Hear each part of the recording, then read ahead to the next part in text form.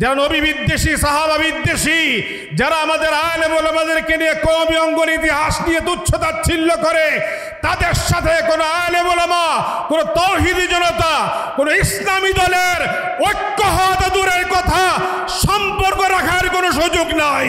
আমাদেরকে নিয়ে তুচ্ছ-তাচ্ছিল্য করে ইমাম খতিবদেরকে মসজিদকে বিতাড়িত করতে দুঃস্বপ্ন দেখেন।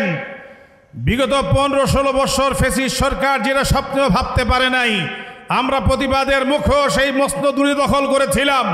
যারা ক্ষমতায় যাওয়ার আগেই এই ধরনের আলটিমেটাম দিতে পারে, যারা নবী বিদ্বেষী, সাহাবা বিদ্বেষী, যারা আমাদের আলেম ওলামাদেরকে নিয়ে কওমি অঙ্গন ইতিহাস নিয়ে তুচ্ছ-তাচ্ছিল্য করে, তাদের সাথে কোনো আলেম ওলামা, কোনো তাওহীদি জনতা, কোনো ইসলামী দলের ঐক্য হওয়া দূরের কথা, সম্পর্ক রাখার কোনো সুযোগ নাই।